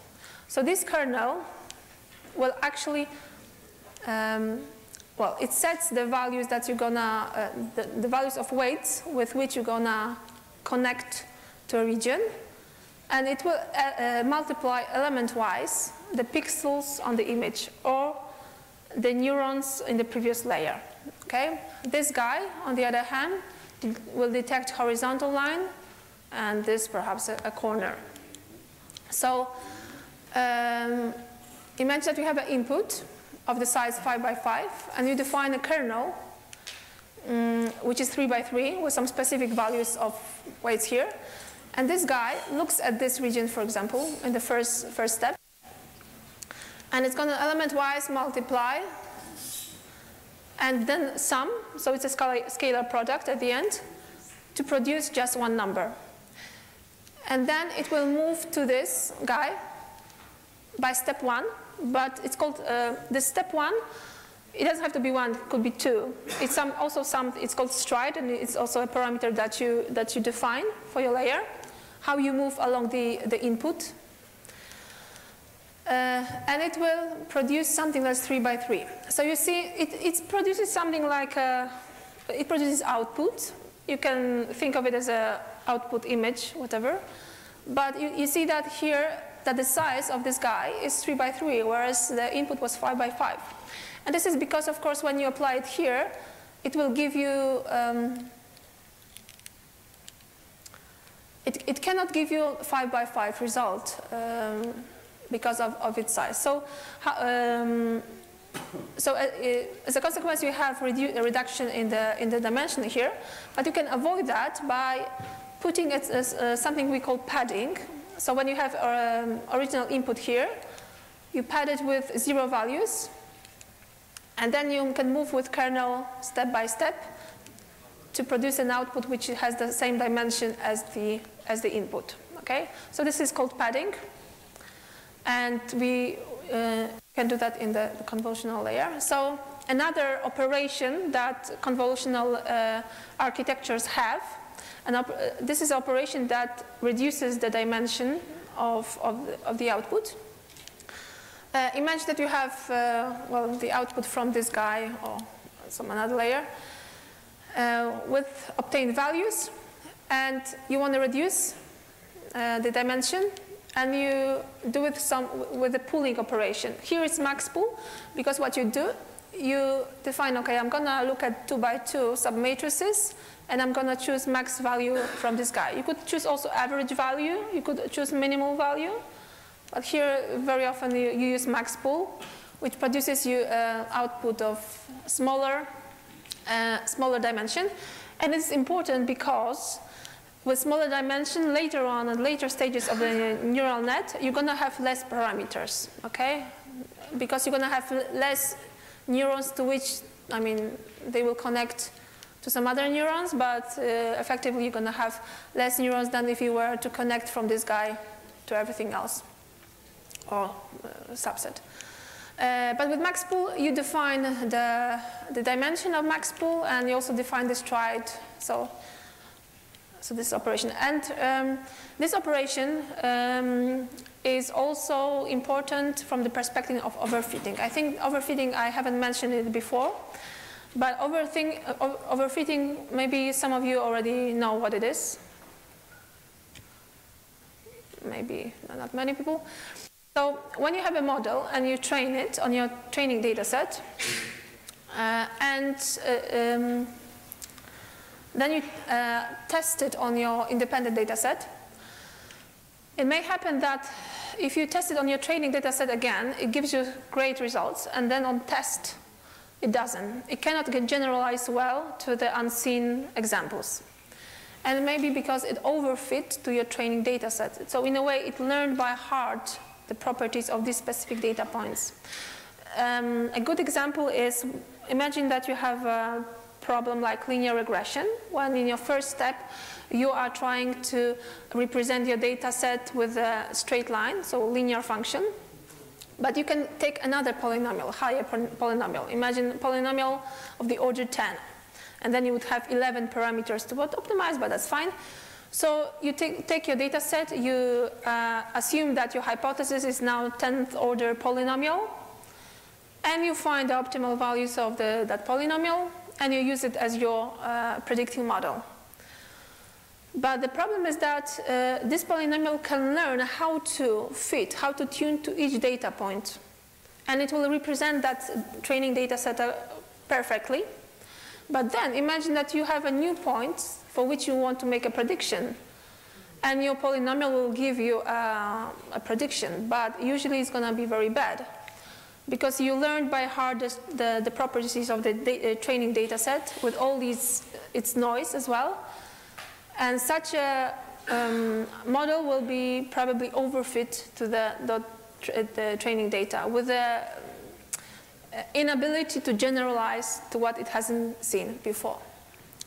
And in data science, there are various techniques how to avoid overfitting. Also, a proper construction of validation set and data set is something to help you with that. So you can monitor whether you are actually, what is your performance on training data set, validation data set, and test data set. And usually you see the drop. So we basically try to avoid overfitting, and using too complex models with too many parameters can also often lead to overfitting. And in this case, you can imagine max pooling as a method to decrease the number of parameters because it reduces the dimension here. So it's one of the techniques in neural nets to avoid overfitting to specific data. Okay? This is not the only method, but it's one of them. And okay, when it comes to convolutional layers and networks that are very successful with image analysis. One of the first works, one of the first projects that shown the power of this approach with convolutions here was LeNet. This was LeNet 5, I think in 1998, a paper from 1998. When they work with a data set called the MNIST, it's a data set of, I think, 60,000 images, and they all are small, they are 28 by 28, and they show numbers, digits, from 0 to 9. So the task is to, given an image from that data set, you want to say what is, which digit it is, 0, 1, 2, 3. So it's a classification problem when you have 10 categories. And the images look like this. Here you have, so these images were the input for the training, for the architecture. And this architecture is depicted here schematically. So C stands for convolutional, S stands for subsampling, so it refers to pooling. This is another convolutional, subsampling. Convolutional, and F stands for fully connected layer. So it's a type of layer that I showed you in the very beginning, when you have neurons connected to all previous neurons, okay, so fully connected. And these fully connected layers are layers which have loads of parameters there because of the number of full connections. Now here we have a convolutional layer. And it says it has 6 feature maps. So in each of these maps has a defined individual kernel. So in a way, since we know that kernels are feature detectors, each of these maps detects some slightly different structure or property of the image. The number of maps that we have here is something that we can choose. They chose 6, but if you construct your own architecture, you can say, okay, I want to have in convolutional layer number 10 feature maps. And each of them has defined a kernel, and the size of kernel, as I said before, is also something that you set. Now, if you look at this map here, it looks at some region on the pixel, and it gets its values in the way I discussed before on with the kernel operation. I said that this data set, MNIST, consists of images 28 by 28 pixels. Here we have 32 by 32, and this is because of padding. So these feature maps, they have kernels of size 5 by 5, and to cover to cover the image and to produce the output, which has the same dimension as the MNIST images, 28 by 28, they had to use double padding, so putting 2 columns from on each margin. That's why it's 32 by 32. And so you see that this architecture is quite complex, and this is the property of these deep learning architectures, that they are very complex.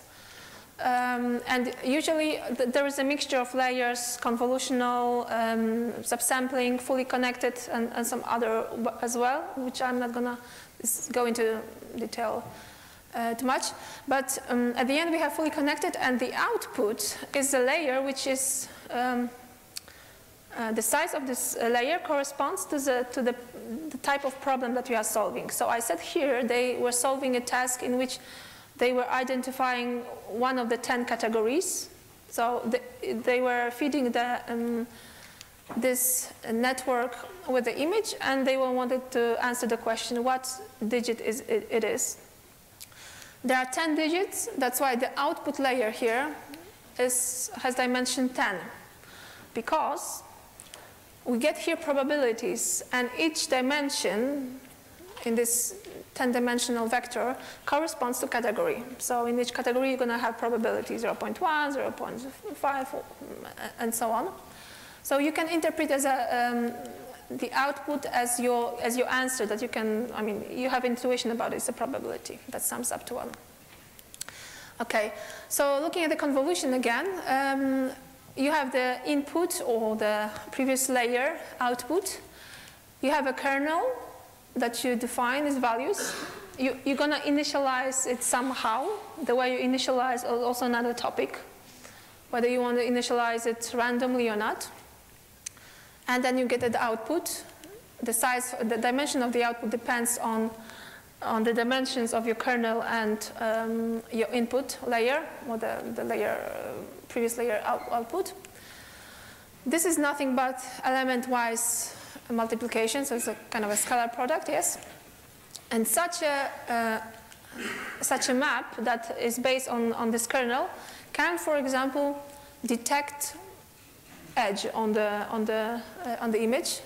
So here, if this kernel is responsible for such kind of structure, in case of image with number 3, it may point out, oh, it's going to be activated here and here because it sees these edges here. So basically, this is how it works. And now the power of convolutional layers lays in the fact that they reduce vastly the number of parameters. You can have a sneak peek into that here, because this slide shows you some of the numbers with respect to LeNet 5. So you have convolutional layer 1, which is this guy. It has, as an input, it has one. Okay, these pictures, they were monochromatic. They didn't have color channels. That's why they had only width and height, and the depth channel was just one dimension. That's why we have one here. Okay, so we are counting the parameters. So 1 because there was just one color channel, 6 because there were 6 feature maps, 5 by 5 because that was the size of the kernel, 5 by 5 matrix, and so you have 25 parameters in that kernel, plus 6 because these are the biases that you add on top of this element-wise multiplication that results from kernel operation. And 6 because you have 6 feature maps, so you have 6 biases here.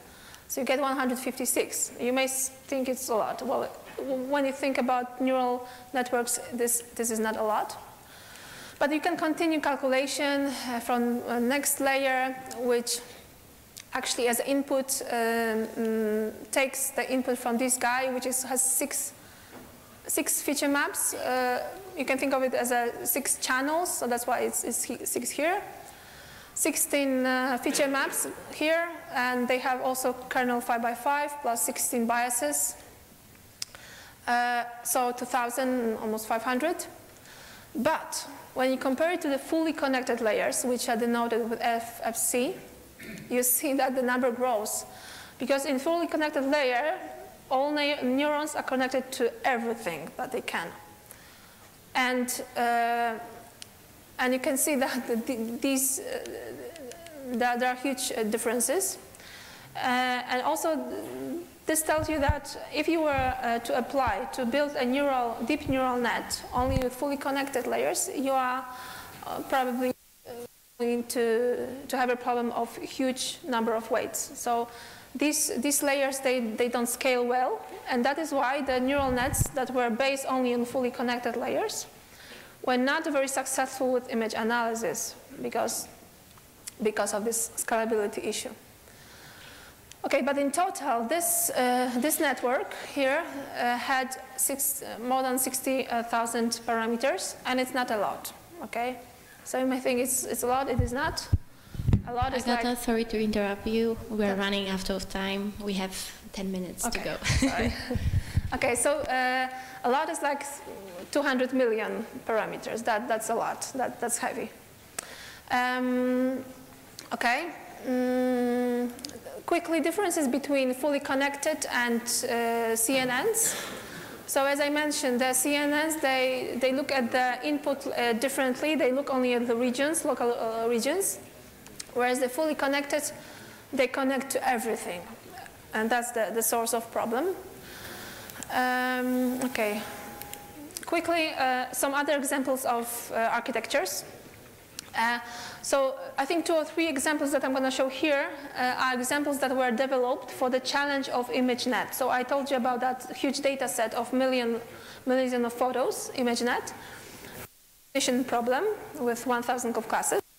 So AlexNet was one of the architecture that was built to improve the solutions. So this is just schematic, but you see that it's very complex.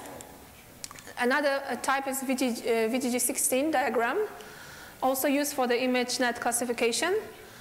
And it had both convolutional, fully connected max pooling layers, and was stacking, like for example, 3 convolutional layers of this similar type together, which was reducing the number of parameters. So this is like a briefly layer 1, 2, 3 of convolutional layers.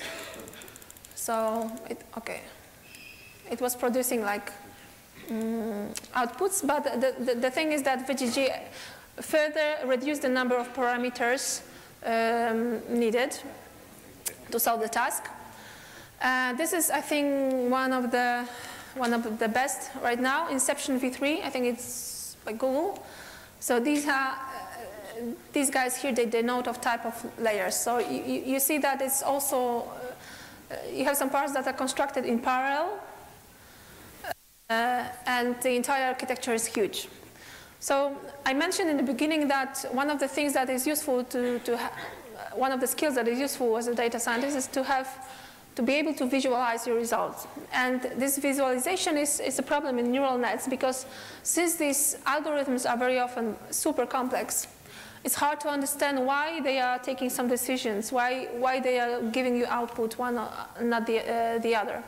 And there is a set of tools which is nowadays developed to understand what neural nets are doing, actually, and to dig into the transformation, the computation process.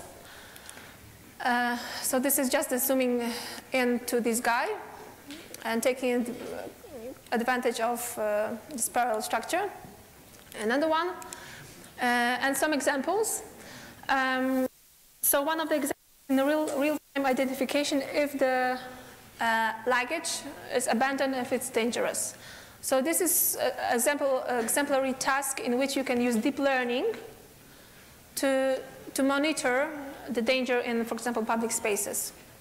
If you go to that website, you can actually see the video in which the deep learning model is actually identifying it as a luggage. This is the owner, and the owner goes away, and even though there are other people, it still marks this luggage as a threat after some time, because it's abandoned. Another project by Facebook Research Group is on face recognition, and this architecture, which also consisted of many convolutional layers, and altogether it had more than 120 million parameters to optimize. It reached the human performance. So this model was as good as humans were on identifying the faces. So this is another example of CNN topology. So Google Lenet from 2014. Another interesting task. So very often deep learning is used for the medical purposes, for diagnostic purposes, because it's so great with images. And this was a project in which, based on MRI images, the model learned to predict whether the person has a risk of heart failure or not, heartache. So that's one of the details are given here. Again, see how complex this architecture becomes. Another diagnostic problem is detecting the diabetic retinopathy. It was a competition. There is a platform of which you may have heard. It's a platform for data science competitions, but also for data science educational purposes. So there are data sets available and simple tasks from which you can, with which you can start learning data science. And competitions, in some of them you can win money, actually. And they can also be have an impact. You can have a competition for some organization or medical organization in which your solution can actually help solve real-world problems. This is one of them when they were trying to indicate from the images whether there is a risk of illness or not. And again, they used deep learning here. Okay, and there are many more examples that I don't have so much time to discuss. But what I would like to say is that in deep learning, when you train your architecture, you usually need a lot of data. And that used to be a problem, how to get a lot of good quality photos, for example. But nowadays, some of the solutions, some of these architectures are available under some specific licenses. But the thing is that you can download those pre-trained models. Pre-trained meaning that the architecture was trained on a data set with millions of images, and they optimize the values of weights, and they are kind of available. And you can download it and start your architecture from those pre-trained, with those pre-trained weights, and train your model with, for example, 1,000 images. So this often happens that you don't train your model from scratch. You use pre-trained solution.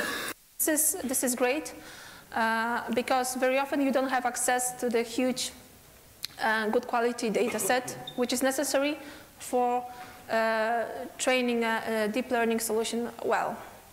Okay, and here I have also a few slides just to remind you that Intel is providing lots of solutions for you to start working with data science and machine learning, as I mentioned before.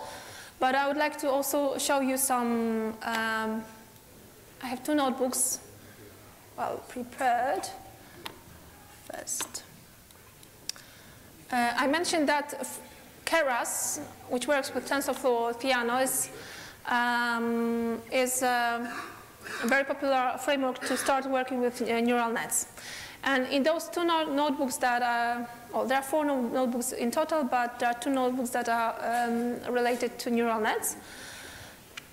You have a simple data set with which you can start playing and start coding. So first of all, of course, if you are given a data set, it's good to dig into the data and see what's there, what type of features you have, to normalize them, to standardize them, and in this part, for example, you import Keras package and Keras models that you can later use. This is the source of data. You define your training and test split, and you, for example, here you do that with a train test split function, which is imported from another machine learning library in Python. So actually, you don't have to code it yourself if you don't want to. This part is related to the baseline, creating a baseline for comparison, and it's done with non-neural net algorithm called a random forest. But we can skip it for a moment. And here, in only these few lines, you create a neural net. So you create a model in which you define the number of layers. So dense means a fully connected layer. And you see that it's just a few lines of code where you also specify, for example, activation function. And you can have a look at how this model looks with the model summary. And then there is a model compilation when you start training the model. And depending on the size of your data set, it may take more or less time. But also you specify some model parameters here, the metrics, the type of optimization, the way you feed the neural net with the data, and so on.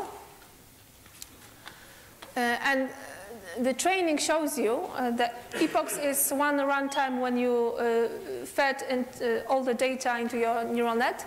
But it always gives you, for example, information on the loss function and the accuracy. So accuracy is your metrics that you, in this case, you choose, and how it behaves. And you're interested in a situation when your results are stable. For example, when your accuracy is already not fluctuating and your loss is not fluctuating. Because then you can trust in your results that, all right, now my network is already trained. If there is a variability, if your results change, then it means that, for example, you have to train your network longer because your results are not stable yet. Okay, so there are more exercises here, and what you can, well, more options to do, because here is just the simplest scenarios, the simplest neural net. And what you could do yourself when you download Keras, when you import Keras, you can add more layers. You can change layers. You can add convolutional layers. You can define their size, and so on, and see how that impacts your results. Because this is the exploration that you have to do to arrive at the best solution. And there's another notebook with exercise. This time it's with the MNIST data set. So this is this data set with digits, when you can find out yourself how your neural net that you construct will behave. Okay, and I think I'm running out of time. Yeah. Thank you. So if you have any questions, then yeah, we will be here available for some time still. Yeah, you have a question. The question, Professor Fujita, editor of the knowledge-based system, said that he rejected all the papers starting with the supervised learning because the topic is obsolete, because the big data is unsupervised, not labeled, and the model must be incremental. So these are supervised model and definitely not incremental. Do you think it's an obsolete topic, or still have some future? Data science, as a research area, of course, not application. Okay, so I did not go into detail when it comes to unsupervised models, but big data is not the same as data science or machine learning, because you can have problems that are not that work with data sets which are not huge. Big data rather refers to technology that we have to solve problems with huge data. And often it may be that very complex machine learning algorithms will be not applied in big data because of time issues, or the fact that in big data or in real-time predictions we often don't have much time for prediction. But from perspective of a person who works in data science and works on specific client projects, I cannot agree. I mean, I understand the fact that there is a class of problems which are unsupervised, or we don't know the question that we want to ask, and that's perhaps the case, or for that iterative learning. But thinking about the client projects that I've been working, there is usually some task that we want to solve, that we want to predict, and of course it is up to you to know whether you should use supervised learning or unsupervised learning. And also unsupervised learning can be very useful in supervised learning when you want to design features. So you have a set of features, and there is a stage of a process we call feature engineering, because you can start with 50 features, and then you can engineer a feature on those, for example, including some non-linearities, or you want to search for new features with some unsupervised methods, or with neural nets as well. So the only thing I can say that looking at the problems I've been working, they were mostly supervised. And it really depends on the field, it depends on the problem. So both things work. Perhaps on some specific scientific tasks, unsupervised approach is unnecessary because you don't have ground truth, and that I agree, but both things are used in research. Thank you very much. Yeah. Any more questions? So just to comment this, I will send the notebooks to Janos, perhaps, to the university, and I recommend starting working with simple tasks, simple problems, Because don't get discouraged by the fact that perhaps mathematically some of these things seem complex. I think the best way to start working as a data scientist with machine learning is by doing things and getting experience. Because there are things that you can learn from books and things that you will learn from real life experience as a person who codes, who solves the problems. And yeah, that life brings always unexpected things and unexpected problems when it comes to that data. So that's the case usually. Yeah, again, thanks for coming. We're still for a few minutes, like walking around. Yeah, so let's grab some coffee and snacks. If you want to engage with Intel, if you have any AI-related questions, we are here. We will send you the notebooks that Agata has presented during the presentation. You will have an access to that. Here are flyers with all the links and useful information if you would like to explore. Yeah, so again, thanks for coming and see you around. Thank you.